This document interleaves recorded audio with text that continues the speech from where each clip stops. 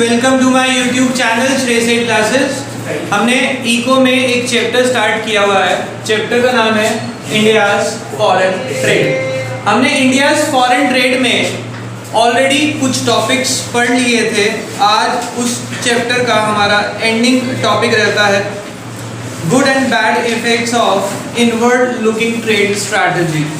वो करने से पहले एक बार चैप्टर की सीक्वेंस अगर मैं आपको रिमाइंड कराऊं, जैसे हमने कल ही लास्ट क्लास में इसको किया था, क्या था उसमें ध्यान से समझेंगे। इस चैप्टर में अभी तक हमने पढ़ा सबसे पहले फॉरेन ट्रेड का मतलब क्या होता है, फिर उसके बाद हमने फॉरेन ट्रेड के पढ़े फीचर्स, 4 फीचर्स थे।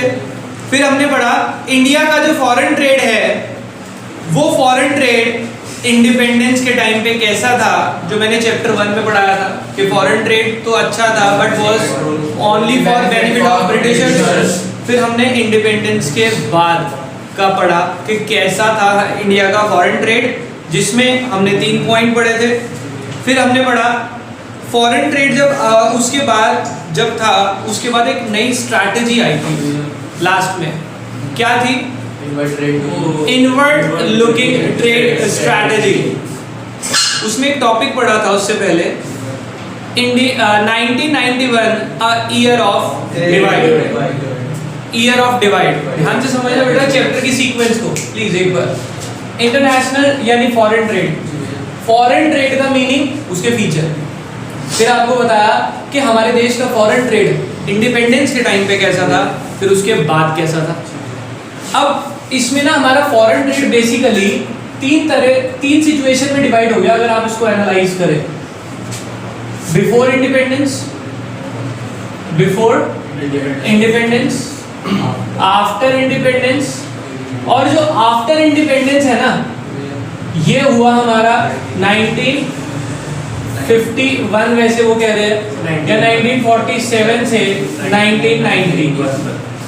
1990 तक था, क्योंकि 1991 में हमारी न्यू इकोनॉमिक पॉलिसी आ गई थी। अब ध्यान से समझना, ये चैप्टर कह रहा है पहले बताया फॉरेन ट्रेड क्या होता है, फिर बताया फॉरेन ट्रेड इंडिपेंडेंस के टाइम पे कैसा था, फिर बताया आफ्टर इंडिपेंडेंस कैसा हुआ, और उसके बाद कह रहे हैं 1991 आया जिसको हमने क्या बोला, year of great divide. Year of divide बोलने का रीजन क्या था कि यहाँ पे हम इसकी बात करें, यहाँ पे एक स्ट्रैटेजी फॉलो करते थे हमारे देश में। उस स्ट्रैटेजी को हम बोलते थे इंपोर्ट सब्स्टिट्यूशन। क्या करते थे हम? Import substitution. इंपोर्ट सब्स्टिट्यूशन का मतलब आप सब जानते हैं। इसका मतलब होता है कि हम जो गुड्स बाहर से मंगा रहे थे उन गुड्स को बाहर से ना मंगा के विद इन इंडिया प्रोड्यूस करें, दैट इज इंपोर्ट सब्स्टिट्यूशन। इसका हमने दूसरा नाम पढ़ा इनवर्ड लुकिंग ट्रेड स्ट्रैटेजी। बेटा इसका मतलब ये क्यों है, ध्यान से समझेंगे। इंपोर्ट सब्स्टिट्यूशन का मतलब क्या है? इंपोर्ट जो कर रहे हैं उसको सब्स्टिट्यूट करें। सब्स्टिट्यूट मतलब रिप्लेस करें, बाहर से ना मंगाएं, इंडिया में बनाएं। अब इंडिया में बनाएं मतलब इनवर्ड, इनवर्ड मतलब अंदर, लुकिंग अंदर की तरफ देखो कि हम ट्रेड कैसे कर सकते हैं, इनवर्ड लुकिंग ट्रेड। ये स्ट्रैटेजी हम 1947 से 1990 तक फॉलो करते थे। This was done to promote what, हम अपनी स्मॉल स्केल इंडस्ट्रीज को प्रोटेक्ट करना चाहते थे, डोमेस्टिक गुड्स को प्रमोट करना चाहते थे जिससे कि फॉरेन कंपटीशन ना हो और साथ साथ हमारे देश की फॉरेन करेंसी का रिजर्व बच जाए। ये हम फॉलो करते थे इस सोच से। अब 91 में ये सोच हमने बदली। इस सोच में एक प्रॉब्लम थी, अगर हम समझ पाए एक्चुअल में क्या प्रॉब्लम थी। देखो बेटा हमारे सबके अंदर यही सोच होती है कि भाई जो पैसा है उसे सेव कर लिया जाए। ये सोच हमारी चली 47 से 90 तक। इस सोच में कि जो है वो बचा लिया जाए, इस सोच में हमने एक नुकसान कर लिया अपना, कि हमने अपनी ग्रोथ के बारे में सोचा ही नहीं। आप देश को छोड़ो, अपने ऊपर सोच लेना। जब आपकी ये सोचो कि भाई जो पैसा है उसे सेव कर लें, तो क्या आप अपनी ग्रोथ के लिए काम करेंगे? तुम्हारे नहीं समझ आएगा, आपस में पहले सेटलमेंट कर लिया करो, है ना। जब हम ये सोचते हैं कि हम जो है उसको सेव कर लें, तो क्या हम कभी ग्रो कर पाएंगे? ग्रो कब करते हैं? जो है उसे सेव करने से अच्छा, देखो जो है वो तो खर्च होना ही है, इससे अच्छा क्या है, आगे सोर्स ऑफ इनकम बढ़ा लो ना, क्योंकि जो है वो खर्च होगा, तुम और कमा लोगे, इससे क्या आपकी ग्रोथ होगी? यस। तो हमारी जो ये सोच थी इनवर्ड लुकिंग ट्रेड स्ट्रैटेजी की, क्या कहती थी? जो रिजर्व है ना उसे बचा के रखो। इससे क्या हुआ, हमारे देश की जो डोमेस्टिक इंडस्ट्रीज थी वो ग्रो नहीं करी। यहाँ पे आके उस सोच को बदला, कह रहे देखो जो रिजर्व है वो तो है ही, अब उसे यूज हो रहा है ना, होने दो, आगे और कमाओ। कैसे? एक्सपोर्ट इंपोर्ट बढ़ाओ ना। तो इन्होंने इनवर्ड लुकिंग ट्रेड स्ट्रैटेजी को रिप्लेस किया विद एक्सपोर्ट प्रमोशन से। एक्सपोर्ट प्रमोशन, इन्होंने एलपीजी पॉलिसी लगाई जिसमें हमने वर्ल्ड वाइड ट्रेड अलाउ किया था, फ्री फ्लो ऑफ ट्रेड। आप गुड्स और सर्विस कहीं भी बेचे, कहीं से भी खरीदे, कोई बाउंड्री रिस्ट्रिक्शंस नहीं रहेंगी। यहाँ पे सोच बदली, और इससे पहले जो सोच थी वो समझ आई, क्या थी? कि हमें इंडिया में गुड्स बनाने हैं जिससे हमारा फॉरेन करेंसी का रिजर्व बच जाए और हमारी डोमेस्टिक इंडस्ट्री को प्रोटेक्शन मिल जाए। अब इस प्रोटेक्शन की वजह से वो ग्रो नहीं करी, उन्होंने मॉडर्नाइज नहीं करा खुद को। तो इस स्ट्रैटेजी के कुछ गुड इफेक्ट्स थे और कुछ बैड इफेक्ट्स थे, मैं उनके बारे में कुछ डिस्कशन कर रहा हूं। देखो बेटा, यहाँ पे जो पॉलिसी थी हमारी इनवर्ड लुकिंग ट्रेड स्ट्रैटेजी, उसके गुड इफेक्ट्स और उसके बैड इफेक्ट्स। जब गुड इफेक्ट सोचेंगे तो बेटा उसके बारे में जो कुछ अच्छा पढ़ा है हमने आज तक इनवर्ड लुकिंग के बारे में वो हम समझेंगे। अब देखो, आफ्टर इंडिपेंडेंस यानी 1947 से 1990 तक जो ये ग्रोथ देखी थी हमारे देश में, वो किसकी वजह से थी? वो तो इनवर्ड लुकिंग ट्रेड स्ट्रैटेजी की वजह से थी ना। मतलब उसमें ऐसा नहीं है कि वो बिल्कुल ही बेकार पॉलिसी थी, कुछ तो उसमें सॉलिड रहा होगा, तभी तो कुछ ग्रोथ हुई है। अगर बिल्कुल ही बेकार होती तो देश आज भी इंडिपेंडेंस की तरह होता जैसे उस टाइम पे हमारे हालात थे। तो देखो क्या है उसके अच्छे इफेक्ट।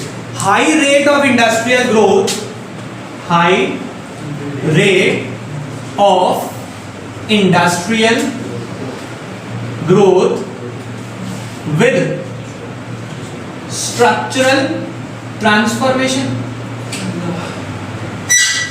With structural transformation. ध्यान से समझेंगे बेटा, इसका मतलब क्या है कि हमारी जो इंडस्ट्रीज थी 1947 में और 1990 तक, उसमें एक तो ग्रोथ आई थी काफी, अभी हम पढ़ेंगे तो आप देख रहे हैं डबल से ज्यादा ग्रोथ आई थी, और साथ साथ हमारी इंडस्ट्रीज में स्ट्रक्चरल ट्रांसफॉर्मेशन हुआ था।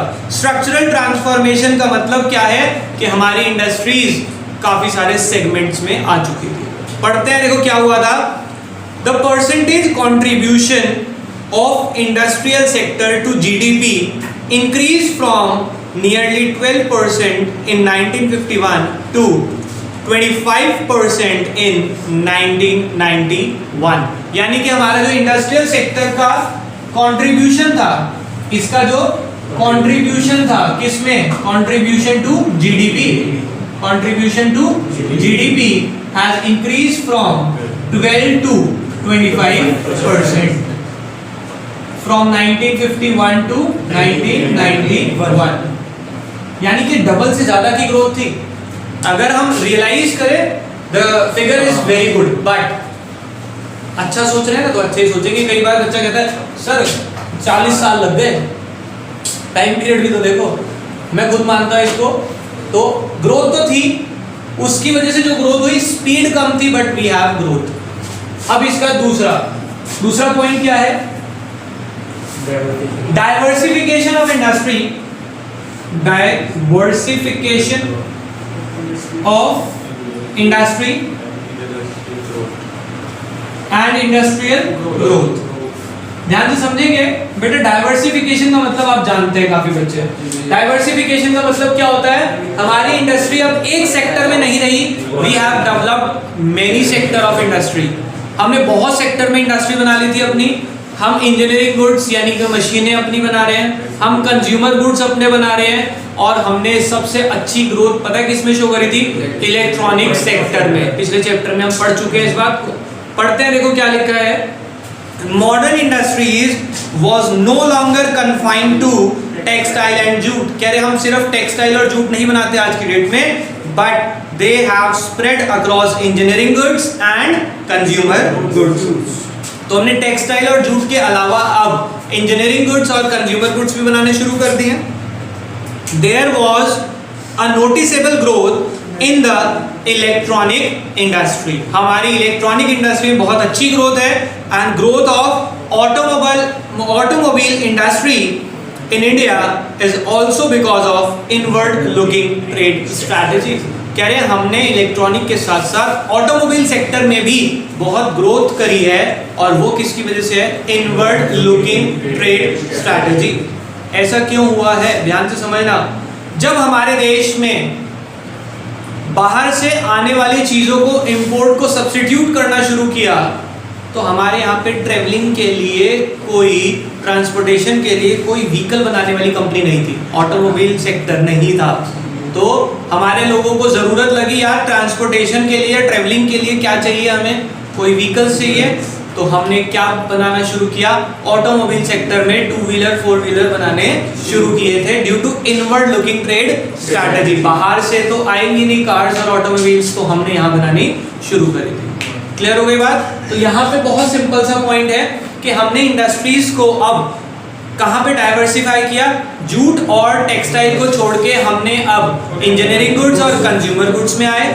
And we have showed a remarkable growth in electronic sector as well as in automobile sector due to inward looking trade strategy. समझ आ गई बात? दिमाग में समरी बनाए. थर्ड पॉइंट क्या है? Opportunities of investment. देखो बेटा ध्यान से समझना. जब हमने SSI को प्रोटेक्शन दी थी, इनवर्ड लुकिंग ट्रेड स्ट्रैटेजी में हमने क्या किया था? इधर समझेंगे. अगर इनवर्ड लुकिंग की थोड़ी सी बात करें, यानी इंपोर्ट सब्स्टिट्यूशन में हमने क्या किया था कि बाहर की इंडस्ट्री इंडिया में नहीं आएंगी, स्मॉल स्केल इंडस्ट्रीज को प्रोटेक्शन दे दी हमने. इससे क्या होगा? जो हमारे देश के ऐसे बिजनेसमैन हैं जिनके पास ज़्यादा फंडिंग नहीं है, वो भी अपनी SSI सेटअप कर सकते हैं, क्योंकि SSI में छोटी इन्वेस्टमेंट चाहिए. उन्हें सेल्फ एम्प्लॉयमेंट मिलेगा, जिससे हमारे देश में इक्विटी प्रमोट होगी, सबको जॉब या सेल्फ बिजनेस मिल जाएगा. पढ़ते हैं, देखो क्या लिखा है. Protection of SSI open a new investment opportunity. कह रहे जब हमने SSI को प्रोटेक्शन दी, उससे हमारी न्यू इन्वेस्टमेंट अपॉर्चुनिटी ओपन हुई for those who did not have much capital. जिनके पास ज्यादा पैसा नहीं है, उनके लिए अपॉर्चुनिटी आ गई. This also promoted opportunity of self employment. इससे क्या हुआ? उन्हें अपना रोजगार खुद बनाने का मौका मिल गया. भाई छोटी छोटी यूनिट सेटअप करी सबने अपनी, और अपने लिए एम्प्लॉयमेंट खुद जनरेट करी. And thus it promoted growth with equity. इससे ग्रोथ तो हुई, लेकिन सबकी एक साथ हुई. That is why it is growth with equity. Is it okay? ये 3 पॉइंट है बेटा. HOD हमारे देश में इनवर्ड लुकिंग ट्रेड स्ट्रैटेजी की वजह से क्या हुआ था? इनवर्ड लुकिंग ट्रेड स्ट्रैटेजी या फिर इंपोर्ट सब्स्टिट्यूशन, इसकी वजह से हम क्या बन गए थे? HOD, head of the department बन चुके हैं अपने देश में. HOD means high rate of industrial growth with structural transformation. High rate of industrial growth with structural transformation. Opportunity of investment, opportunity of diversification of industries and industrial growth.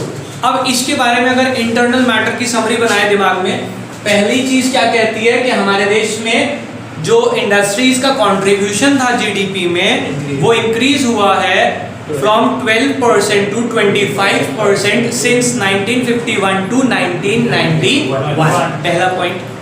दूसरे point में show क्या है कि हमने industry sector में diversification show किया है from jute and textile to हमने क्या बनाने शुरू किए? Engineering goods and consumer goods. We have shown a remarkable growth in electronic sector and automobile sector due to inward looking trade strategy. दिमाग में फीड करेंगे समरी को. और अपॉर्चुनिटीज ऑफ इन्वेस्टमेंट, हमने SSI को प्रोटेक्शन दी थी, जिस वजह से everyone got the opportunities of investment. सबको अपॉर्चुनिटी मिली, that is why we have promoted growth with equity, जिससे ग्रोथ तो हुई और साथ में इक्विटी यानी कि सबको ऐसा मौका मिला। ये इसके 3 पॉजिटिव यानी गुड इफेक्ट्स कह सकते हैं। अब इसके कुछ बैड इफेक्ट्स भी आए थे। बैड इफेक्ट में पहला लिखा है growth of inefficient public monopolies, growth of inefficient public sector monopolies. ये पब्लिक मोनोपोलीज क्या है? Okay, inefficient public monopolies. बेटा इसका मतलब समझना, हमने जब इनवर्ड लुकिंग ट्रेड स्ट्रेटजी लगाई थी, यानी कि 47 से 91 के बीच की बात हो रही है, उस टाइम पे मेजर रोल कौन से सेक्टर को दिया गया था? पब्लिक सेक्टर को। सारी इंडस्ट्री किसके हाथ में थी? सारी इंडस्ट्रीज का मतलब मैक्सिमम इंडस्ट्री किसके हाथ में थी? पब्लिक सेक्टर के हाथ में।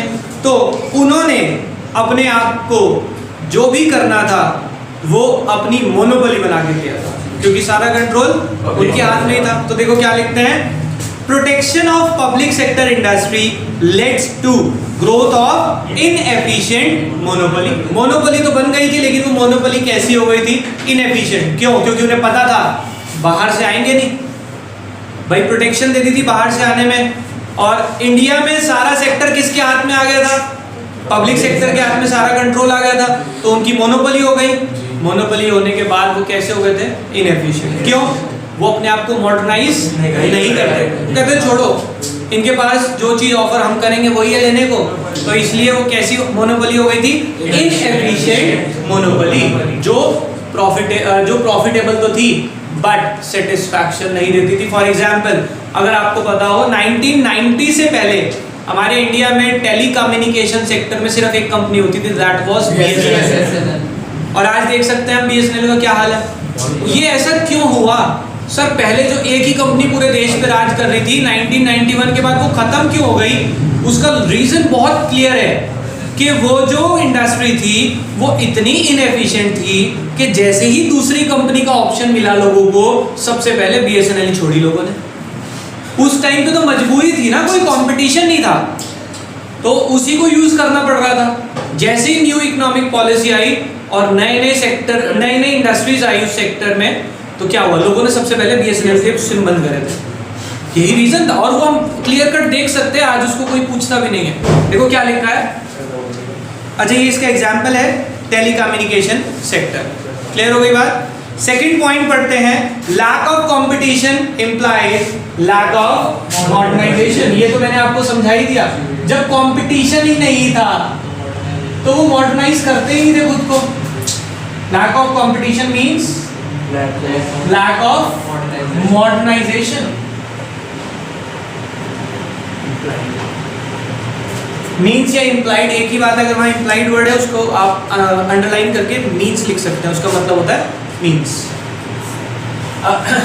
कट नहीं करना वर्ड को, ये इम्प्लाइड वर्ड का मतलब होता है मीन्स। इधर समझेंगे बेटा प्लीज। आपको बता दिया कि जब उनके पास कंपटीशन ही नहीं था तो वो कभी भी अपने आप को मॉडर्नाइज नहीं करते थे। क्यों मॉडर्नाइज नहीं करते थे? उन्हें पता था कि इनके पास कोई ऑप्शन नहीं है, और हमारे को जब इसी में मजा आ रहा है, पूरा प्रॉफिट मिल रहा है, तो हम क्यों खुद को मॉडर्नाइज करें? कंपटीशन नहीं था ना। और कंपटीशन आते ही अभी बताया क्या हुआ था, सबसे पहले ऐसी कंपनी बंद हुई थी। देखो क्या लिखते हैं, due to protection of domestic industry, domestic producer fail to upgrade और मॉडर्नाइज देयर प्रोडक्ट। वो अपने प्रोडक्ट को कभी मॉडर्नाइज कर ही नहीं पाए। Hence after 1991 people rejected the product of domestic industry. कह रहे इसीलिए 1991 के बाद सबसे पहले लोगों ने इन्हीं का प्रोडक्ट को रिजेक्ट किया था, क्योंकि पता था बेकार है। अब तो नए प्रोडक्ट आ चुके हैं, for example fiat ambassador cards, ये सब बहुत बंद हुई। उसके बाद आप देखते हैं हमारा बीएसएनएल का क्या हाल किया लोगों ने, क्योंकि जैसे ही मौका मिला वे स्विच्ड। क्लियर हो गई बात? आगे चलते हैं। इनडिस्क्रिमिनेट बेटा इनडिस्क्रिमिनेट का मतलब समझते हैं? इक्वालिटी। क्या? भेदभाव। Indiscriminate spread of public sector enterprise. ध्यान से समझना बेटा, जो पब्लिक सेक्टर एंटरप्राइज यानी गवर्नमेंट की अंडरटेकिंग थी, उन्हें ये पता था कि हम जो चाहें जब चाहें जैसे मर्जी कर सकते हैं। क्यों? क्योंकि सारा कंट्रोल उन्हीं के हाथ में था। तो उन्होंने क्या करा, जो प्राइवेट सेक्टर की इंडस्ट्री थी ना, उसको भी स्वैलो अप कर लिया था। स्वैलो अप मतलब जो इंडस्ट्रीज उनके अंदर थी ना, कि भाई 17 इंडस्ट्री तो पब्लिक को दे दी, 12 प्राइवेट को दी थी। अब पब्लिक सेक्टर तो कुछ भी कर सकता था, तो उन्होंने उसकी जो 12 इंडस्ट्री थी ना, उसका काम भी खुद ही करना शुरू कर दिया था। तो उसकी अपॉर्चुनिटीज क्या हुई थी, प्राइवेट सेक्टर की खत्म होनी शुरू हो गई थी। देखो क्या लिखते हैं, due to inward looking trade strategy there was a trend of doing anything and everything through public sector undertaking. क्या कह रहे हैं? कह रहे जब इनवर्ड लुकिंग ट्रेड स्ट्रैटेजी थी तो पब्लिक सेक्टर खुद को क्या मानता था, that we can do anything and everything through public sector undertaking. The public sector swallowed up the opportunities of private sector enterprise. तो उसने उसकी सारी opportunities को swallow करा और private sector को end करा दिया। बिल्कुल क्लियर हो गई बात? बेटा प्राइवेट को लगता था ना, पब्लिक को लाइसेंस, पब्लिक सेक्टर सरकारी कंपनी को लाइसेंस लगेगा। ये तो बेटा वो वाली बात हो गई, तुम्हारे घर पे तुमने कहा कि पापा मुझे पानी पीना है, तो मम्मी ने कहा पहले बेटा तू परमिशन लेगा। अपने घर में खुद को ही कह रहे लाइसेंस ले लेना है। बेटा आप पहले पूछो क्या बात पूछना चाह रहे हो, सोचो कि पब्लिक कंपनी को लाइसेंस लेना, सरकार को सरकार से लाइसेंस लेना। Public sector was the government sector, government sector को लाइसेंस किससे लेना पड़ेगा, गवर्नमेंट से। कोई जरूरत है तो उन्होंने भी यही कहा, they can do anything and everything through public sector enterprise. उसके थ्रू तो वो कुछ भी कर सकते थे। समझ आ गई बात? आप देखना पब्लिक कंपनी के ऊपर कभी टैक्स की पेनल्टी नहीं लगती। क्यों? अपनी जेब से निकाल के पेनल्टी खुद को ही देंगे क्या? सिंपल सी बात है ना। तो ये वो वाली बात है। आगे चलते हैं। इकोनॉमिकली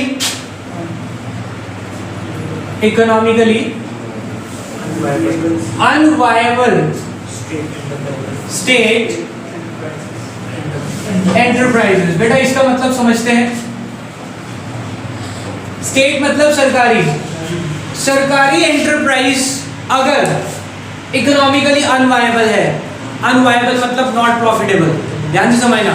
अगर प्राइवेट सेक्टर में जो 12 इंडस्ट्री थी उनमें से किसी इंडस्ट्री को अगर लॉस हो रहे हैं, रेगुलर लॉसेस, तो उसको शट डाउन करा देते थे। क्या करते थे? बंद, बात खत्म। बट अगर वो पब्लिक सेक्टर है तो उस पे पॉलिटिकल प्रेशर होता था कि इसे बंद नहीं करना, लॉस हो रहा है चलाओ, अगले साल हो सकता है प्रॉफिट हो जाए। तो that was a political pressure जो इकोनॉमिकली अनवायबल इंडस्ट्री को भी चलाने पे मजबूर कर देते थे। देखो क्या लिखते हैं, any private sector enterprise would ultimately shut down if it is economically unviable unit. अगर वो अनवायबल है तो उसे शट डाउन करना पड़ता है। But in case of public sector enterprise it is always political compulsion to bear the loss and continue the operating unviable enterprise। Public sector में आपको लॉस बेयर करके भी इसे चलाना पड़ेगा। क्लियर हो गई बात? तो ये कुछ इसके बैड इफेक्ट्स थे। ठीक है, बच्चों ने इसकी कल शॉर्ट फॉर्म बनाई थी लास्ट क्लास में, जेली। कुछ भी पागल है, कुछ भी कर सकते हैं। हमें क्या है इसके bad effects, growth of inefficient public monopoly. देखो बेटा इसकी शॉर्ट फॉर्म की जरूरत नहीं है, जहां जरूरत थी मैंने बता दिया आपको। इनएफिशिएंट पब्लिक मोनोपोलीज के अंदर हमने क्या पढ़ा कि पब्लिक की ऐसी इंडस्ट्रीज जो बिल्कुल भी एफिशिएंट नहीं थी वो ग्रो करना शुरू हो गई थी। फॉर एग्जांपल टेलीकम्युनिकेशन सेक्टर, जब आपने एग्जांपल दिया बीएसएनएल का, ठीक है। दूसरा हमने पढ़ा lack of competition implies lack of modernisation. जब हमने प्रोटेक्शन दी तो काफी इंडस्ट्रीज अपने आप को मॉडर्नाइज नहीं कर पाई अपने प्रोडक्ट को। That is why after 1991 the people rejected their product. 91 के बाद उनके प्रोडक्ट को रिजेक्ट कर दिया गया। Indiscriminate spread of public sector enterprise. इसका मतलब क्या था? पब्लिक सेक्टर एंटरप्राइज के पास उन्हें एनालाइज हुआ that they can do anything and everything through their enterprise. They swallowed up the opportunities of private sector. उनकी opportunities भी इन्होंने swallow कर ली। और लास्ट में हमने क्या पढ़ा, इकोनॉमिकली अनवायबल स्टेट एंटरप्राइज, मतलब कोई अगर प्राइवेट सेक्टर में लॉस मेकिंग यूनिट है, it should be shut down, but if it is a public sector enterprise you have to continue this even after incurring huge losses. समझ आ गई बात? तो इसी के साथ हमारा ये चैप्टर हुआ खत्म, बाकी करेंगे नेक्स्ट क्लास में। अभी के लिए बाय बाय।